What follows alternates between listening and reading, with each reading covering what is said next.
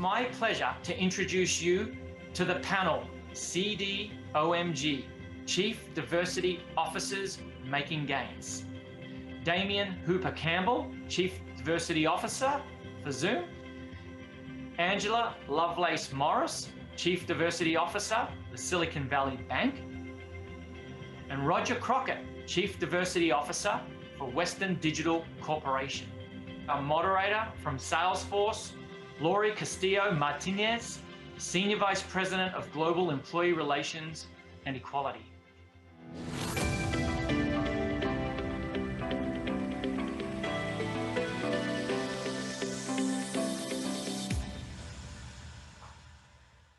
All right, welcome everybody. I'm Lori Castillo Martinez and really excited to be here with Angela, Roger, and Damien on this very important topic.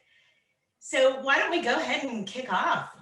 So to get started, the first question I have for you all to help us get to know you a little bit better is if you can give a really short introduction and tell us a little bit about how you got into the area of diversity, equity, and inclusion. And why don't we start with Angela? Sure. Well, hello, everyone. I'm Angela Lovelace, and I am based in Charlotte, North Carolina, and I joined SVB in December of 2020. And it's interesting, I actually fell into diversity. It started in my talent acquisition days where I led various campus initiatives, and then I was tapped to do diversity recruiting for the organization that eventually evolved into being a part of the formation of creating a global diversity and inclusion organization with my former company. And so from there, I just had a hybrid of experiences to leading our ERGs, to supporting our external sponsorships, to working with our business partners as a client manager. And all of that has just kind of led me to where I am, where I have been able to take a summary of my experiences and really kind of evolve this into leading our diversity and inclusion efforts today at SVB. Fantastic. Roger? Well, thank you, Lori. And I just want to say hello to Ahmad, and thanks to Ahmad and the Silicon Valley Leadership Group team for the opportunity to be here. I have to be here with Angela and Damien. You know, Lori, I'm a product of two educators. Both my parents, one was a high school principal, the other an English professor at San Jose State University. And so finding ways to provide information and resources to the world, to other people, is kind of in my DNA. For many years, I did that as a business journalist. And I was at Business Week magazine as a senior writer there. In fact, I covered not the latest, but the first sort of sojourn by Reverend Jesse Jackson into Silicon Valley way back in 1999. Wow. It was kind of bringing this whole conversation around diversity to the Valley and pressing companies to be more inclusive. And so as a writer, it helped open the opportunity to go beyond just straight tech coverage, to writing about things with greater social impact. And so I just continued to dive into that world, to cultivate resources. And then I decided to make a career change so I can focus on that full time. And I still feel like there's a lot of skills that I bring from my journalism career to this role, because it's all about influence. It's all about providing resources and tools that help people make better decisions, to be really better people. And so I'm happy to have joined a couple of years ago, Western Digital, to lead up their diversity efforts. And, you know, so the struggle continues. Awesome. Damien. Hey, Lori, thank you. Peace to everybody. Damien Hooper-Campbell.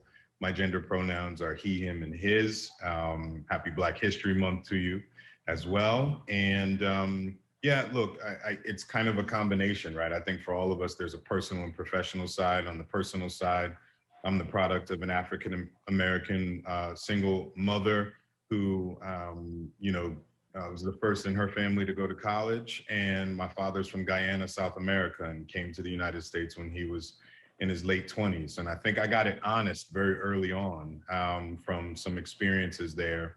I would say, you know, some of my high school experiences, you know, where I went to school, being one of only a few and then flipping that on its head and going to Morehouse College and seeing the fact that the Black community is not monolithic and understanding different dimensions of diversity there. And then I think where it really kind of came full circle for me was waiting tables at Johnny Rockets.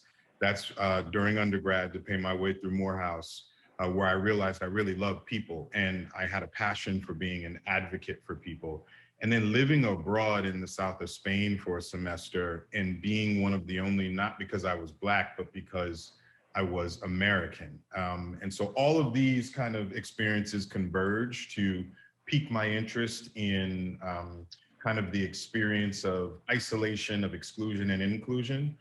And then somewhere in there, God just had this decision that I was going to go into the corporate space and do this work. I had always thought it was a bunch of nonsense, if I'm being honest. And my real foray into it was after Goldman Sachs going to Google, and Google saying, hey, we want you to come and help and work with, you know, Reverend Jesse Jackson and others on this effort. And I've stayed because I really do think there's a great opportunity here. So a nice combination of the personal and professional for me. Oh, fabulous. It's such a diverse area where you can really come into this work from so many different areas and experiences. I think that's what makes it just so rich. The next question I'd like to dive into is a little bit more about what you guys are doing in your current work areas. Maybe we'll start with you, Roger, this time. If you can tell me a little bit about all of you are newer to your roles, either the first or the latest Chief Diversity Officers. And so I think for this next question, if you can tell me a little bit about what's top of mind, what some of your priorities are, what are you really thinking about in this role today? And Roger, we'll start with you. Sure. You know, so much has happened in the world of corporate America and across the globe in the last several months. And, you know, to just bring the elephant in the room to the fore with the really devastating social events of recent months with the killing of George Floyd and the other social tragedies that have happened. I think that that's really catapulted this work of diversity, equity, inclusion, sort of way up the priority list. And I'm for one, thankful that it has done that. It's allowed us to do the work that we're in these seats to do. And what it's done for me and for Western Digital in particular is to really drive goals. A lot of goals are something that everyone talks about in business, and they're fundamental to whatever work we do, whether we're producing the product, certain widgets, whether we're in marketing and sales, but it also applies to diversity. And typically in diversity, it applies to what I like to call outcome goals. You know, what's the ultimate representation? We want to increase the number of Black employees, of Latino employees, or those of gay, lesbian, and our LGBTQ employees, and et cetera. And those are important, but what we're trying to focus on at Western Digital is what I call the inclusion or process goals as well. How can we put metrics around the processes we have in our organization that enable us to be successful at achieving the outcome? What I don't want to do is end up, you know, look back after a few years and say we had these goals to increase representation and we didn't achieve them because we didn't pay the requisite attention to the processes. And so just trying to really shake up how we do hiring, how we do promotion and succession, and measuring every aspect of that, and making sure that all of our business leaders are accountable, sufficiently accountable to drive that. It just ultimately kind of creating a workplace where this idea of equity and inclusion is as close to being embedded in the DNA, as we like to say, as possible. Yeah. Damien, can you share what some of your top of mind priorities are? Sure. I mean, the first one was just figuring out what in the world was going on. That was my top of mind priority. I mean, if I'm keeping it real, my first day on the job at Zoom was the week after we lost Brother Floyd. And so, typically I'd like to come in and this is the third place where I've, been the first to stand up a practice. I'd like to come in and do a bit of a listening, tour and really understand and take my time and be very thoughtful. And I'm still very thoughtful, but if you combine June 1st as a start date, you combine being the first in this role, you combine the feels that I had as a Black man in this seat and everything that was going on, but also Zoom and the role that we've been blessed to play in the middle of this pandemic and how fast Zoom moves. I gotta be honest, my first few months were not really about strategy. They were about running to make sure we were having the right conversations and thinking about things and being present both internally and externally.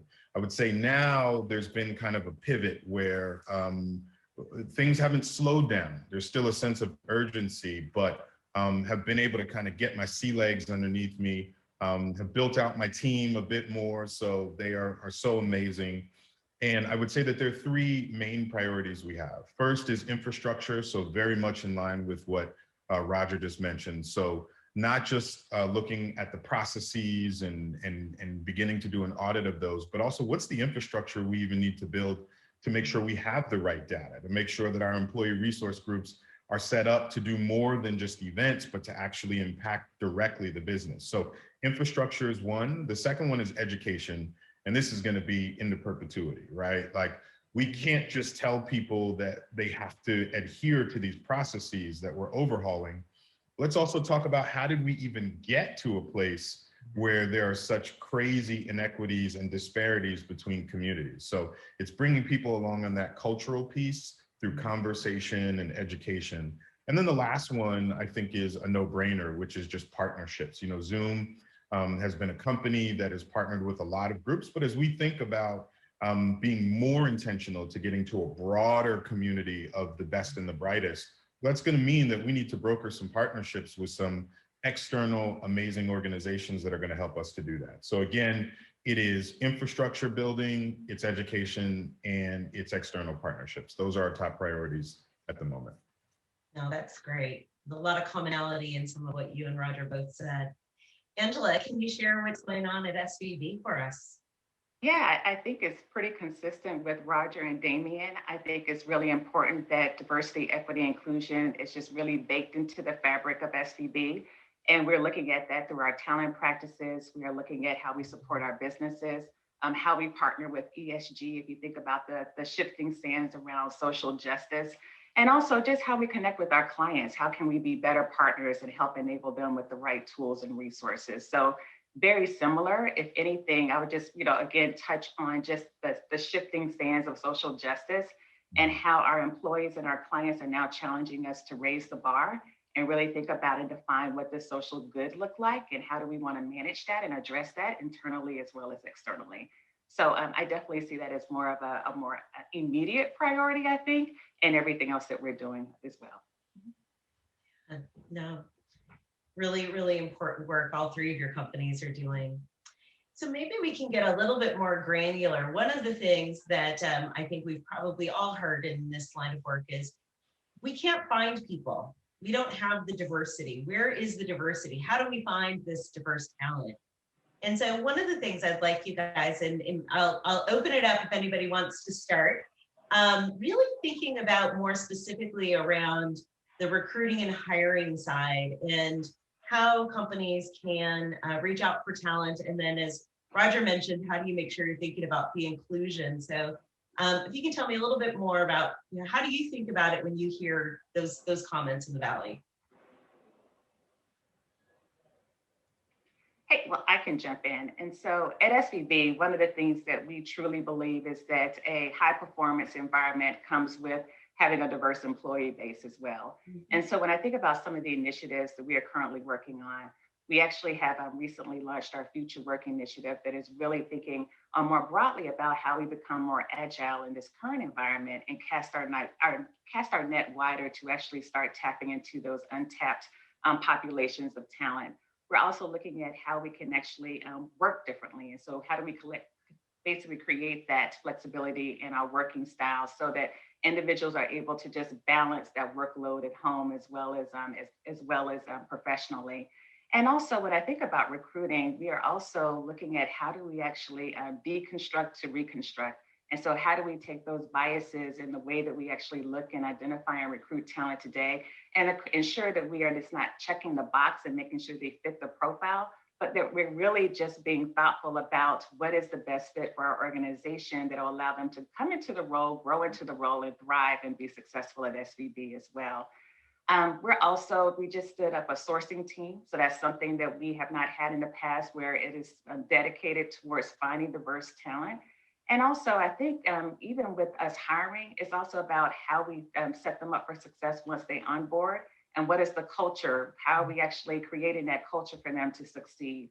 And so those are some of the things that we're doing. We recognize that we have a lot of opportunity and growth, but we do know that that talent is there. We want to tap into it. We are tapping into it through some of our initiatives, recognizing, again, that there's still more work to be done. Awesome. Damien, do you want to jump in as well? Yeah, sure. I mean, this isn't as much about Zoom as it is, I think, maybe just my thoughts when I hear that statement. The fact that folks can't find people doesn't mean that they don't exist. But let's also keep it real about, again, getting back to that cultural piece and dialing it back to, well, when you do find people, how come you don't find them at the same level or in abundance in the way that you might find other communities, right? So that requires pulling things apart and doing the due diligence to understand, like, what is that really about when we're talking about math and sciences, especially in tech companies, right? And why we're not seeing Black and brown people at the same level of having degrees conferred in computer science as others, right? So that is a thing. It is a thing. But it doesn't mean that there isn't a eligible and qualified pipeline there now today. And so what typically I think about when I hear that, Lori, is I think about, well, one, the people who you have who are recruiting for these individuals. Angela mentioned it. They have a sourcing team that is dedicated to that. Well, guess what? That sourcing team, my guess is, has a skill set in understanding how to source and where to look and where to find top talent when it comes to certain communities. And so part of the journey I like to see recruiting teams go on is, what are your own recruiters, not just technical understanding of what it means to recruit for a more diverse population, but what's their personal kind of, resonance with this idea around diversity, equity, and inclusion, and taking them on that journey. Then there's another piece of engaging hiring managers, right? Hiring managers who in certain cases may say, I want to see people from these schools and from these companies, et cetera. Like, your recruiters have to actually be empowered to push back and educated to push back on a hiring manager who may say that, and the hiring manager needs to be educated. And so I think a lot about the technical aspects, but then also the educational aspects and the more human aspects of things. But folks are out there. And I think the other thing that we have to do as an industry that may be, tech focused is we've got to look outside of tech. When I talk to some of my peers who are in financial services or legal, for instance, a lot of times don't even realize that there are roles in tech companies that have nothing to do with coding, right? And just making that mental shift and then going to where some of those communities are in other industries, I think is another piece. So again, I would say there is something to the actual count of human beings who are underrepresented, who are in certain industries and communities. But I don't think that we as companies, broadly speaking, are doing and hustling hard enough to get to the people who are there today. So that would be my response. Lori, I'm sure you got other questions teed up, but if I can just jump in quickly, and I want to thank Brother Damien for, on a couple of occasions now, he's talked about keeping it real, and I think that we should. So I'm going to follow that line, Brother Damien. And I mean, you said, for example, that this myth that qualified brown and Black individuals, our Asian brothers and sisters as well are part of this. Let's not assume that there's not bias toward Asians even in Silicon Valley. But we have to break down this myth that they aren't there. And Western Digital is a data company, so we are maniacal about data, and that's helped me really be data driven. And Damien talks about education.